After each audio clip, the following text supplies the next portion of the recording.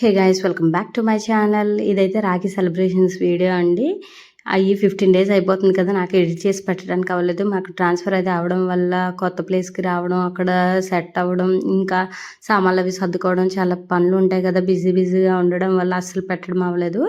ఇంకా మాకు ఆ రోజే మాకు అరసు వెళ్ళే ప్రోగ్రామ్ అయితే ఉందండి. ముందు రోజు వరలక్ష్మి వ్రతం అయిపోయాక నెక్స్ట్ డే మార్నింగ్ రాఖీ పండుగ అయిపోయాక మేము అరసవెల్లి వెళ్దామని అనుకున్నాం. అందుకని కొంచెం మా సెలబ్రేషన్స్ కూడా గాబరాగానే అయ్యాయి. మేమందరం మా అమ్మమ్మ వాళ్ళ ఇంటి దగ్గర కలిసి రాఖీ అయితే సెలబ్రేట్ చేసుకుంటామండి ఎప్పుడున్నో. మా అక్క, తర్వాత మా అన్నయ్య డెనిమ్ షర్ట్ వేసారు కదా తను, తర్వాత నేను, తర్వాత ఇంకా ఇద్దరు చెల్లెళ్ళు, తర్వాత తమ్ముడు, మేమందరం మా అమ్మ వాళ్ళ సిస్టర్స్ పిల్లలు అనమాట వీళ్ళందరూ. ఇంకా లాస్ట్ పిన్నికి కూడా ఒక పాప బాబు ఉంటారు, వాళ్ళు చిన్నలు అనమాట, ఒక 11-12 ఇయర్స్ అలా ఉంటాయి. వాళ్ళైతే అక్కడ కనిపించరు, వాళ్ళు కంఫర్ట్ కాదు వీడియోలో కనిపించడానికి. అందుకని చెప్పేసి ఆ క్లిప్పింగ్స్ అయితే నేనేమి యాడ్ చేయట్లేదు. మా వరకు ఎవరికైతే వీడియోలో కనిపించినా ఓకే పర్లేదు అనే వాళ్ళకే నేను వీడియోలో పెడతానండి. గబుక్కున వాళ్ళు వద్దంటే నాకు ఏదో అనిపిస్తుంది, అనవసరంగా ఎందుకు ఆ మాట అనిపించుకోవడం కూడా అన్నట్టు అనిపిస్తుంది అనమాట నాకు. అందుకని నేను బయటికి వెళ్ళినా గబుక్కున ఎవరు కనబడేటట్టు వీడియో తీయాలనుకుని, ఒకవేళ అవ్వకపోతే వీడియో పోయినా పర్లేదు ఇంకా తీయనులే అనేసి వదిలేస్తాను. కానీ ఇంట్రెస్ట్ లేని వాళ్ళని మాత్రం అస్సలు ఇంక్లూడ్ చేయను అనమాట వీడియోస్లో. ఇంకా ఫస్ట్ మా అక్క అయితే రాఖీ కట్టేసిందండి మా అన్నయ్యకి, ఇంకా అలానే మా తమ్ముడికి, తర్వాత మేము అందరం కలిపి లాస్ట్లో హారతి ఇస్తామన్నమాట, నలుగురం కలిపి. అందుకని చెప్పేసి ముందు ఒక్కొక్కరం రాఖీ అయితే కట్టేస్తున్నాం. మా అక్క కట్టేసింది, మా అక్క కాళ్ళకి ఇద్దరు దండం పెట్టేశారు. తర్వాత నేను కట్టాను, నేను మా అన్నయ్యకి దండం పెట్టాను. మా తమ్ముడు అందరికీ ఈడే పెట్టాలన్నమాట, అందరికన్నా చిన్నీడు. ఇదిగోండి మా హస్బెండ్, వీళ్ళిద్దరు ఫ్రెండ్స్ అనమాట. మా పెళ్ళికి ముందు 2 డేస్ సరదాలు ఆడుకుంటున్నారనమాట.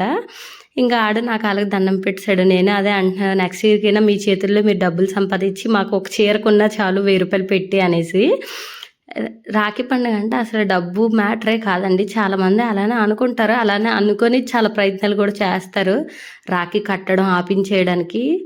అలాంటివన్నీ చూసాం. అలాంటప్పుడు అనిపిస్తుంది అనమాట, మనకి ఒక ఓన్ బ్రదర్ ఉంటే ఎవడేం చేయలేడుగా, ఇలాంటి ఇవన్నీ చూడాల్సిన అవసరం ఉండదు కదా అని చెప్పేసి. కానీ మనం ఏం చేయలేం కదా, ఉన్న వాళ్ళలో మంచి వాళ్ళని వెతుక్కోవడమే.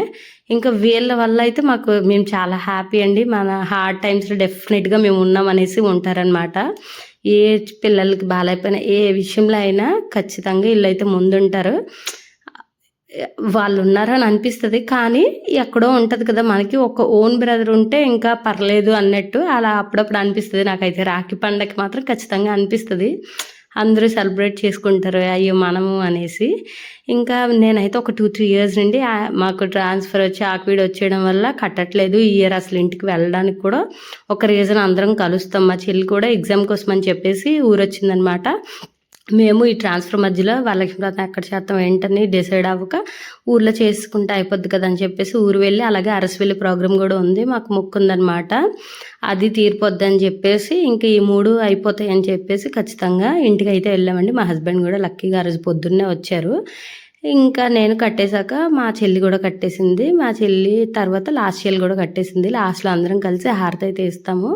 ఇంకా లాస్ట్ ఇయర్ నుంచి ఈషా కూడా మా హస్బెండ్కి రాఖీ కడుతుందండి. ఫస్ట్ ఇయర్ దూరంగా ఉన్నారు మా హస్బెండ్ రాఖీ పండుగకి, సెకండ్ ఇయర్ ఎందుకులని నేను కట్టించలేదు. ఇంకా థర్డ్ ఇయర్ అంటే ఈషాకి 3 ఇయర్స్ ఉన్నప్పుడు లాస్ట్ ఇయర్ కట్టించాను, ఈ ఇయర్ కూడా కట్టించాను మా హస్బెండ్కే. ఇంకా అన్నదమ్ములు అయితే ఉండరు, వాళ్ళకి అవైలబిలిటీ ఉంటే ఉంటుంది, లేదంటే లేదు. అదే ఫాదర్కి కట్టేస్తా, అసలు దానికి లేరన్న ఫీలింగ్ కూడా, నేను బాధపడేలా కూడా ఈషా బాధపడకూడదు అని చెప్పేసి ఫస్ట్ నుంచి మా హస్బెండ్కి రాఖీ కట్టడం అయితే నేను అలవాటు చేసేస్తున్నాను ఇప్పటి నుండి. ఇంకా రాఖీ పండుగ అంటే దానికి మా నాన్న ఉన్నాడు కదా అన్నట్టు ఉంటే చాలు. నాకు అన్నదమ్ములు లేరు అనేది అసలు రాకూడదు మైండ్లోకి అని చెప్పేసి. ఇంక ఇదిగోండి, ఇది చెప్పినా కూడా నాకు చాలా ఎమోషనల్గా అనిపిస్తుంది. ఇంకా అయిపోయాక మేమందరం కలిపి వీళ్ళిద్దరికీ హారతి ఇచ్చేసాము. లాస్ట్లో ఈషా వాళ్ళ డాడీకి రాఖీ కట్టే పిక్స్ కూడా నేను యాడ్ చేస్తాను చూడండి. ఇంకా అలానే అప్పటికే ఆటో అన్నయ్య అయితే వచ్చేసారు. మేము వెళ్ళడానికి అరసవెల్లి వెళ్తాం అనుకున్నాం కదా, ఆ ఆటో అన్నయ్య అయితే వచ్చేసారు. అందుకని చెప్పేసి లాస్ట్లో గాబరగా అయిపోయిందనమాట. ఇంకా అయిపోయాక అందరం పిక్స్ అయితే తీసుకున్నామండి. ఒక్కొక్కరం అన్నదమ్ములు ఇద్దరితో కలిపేసి. ఇంకా మా ఈశాన్ అయితే పిక్స్కి రమ్మంటే ఎందుకో అలిగింది, బిస్కెట్స్ కోసం అలిగిందనమాట. అందుకే అలా ఉంది.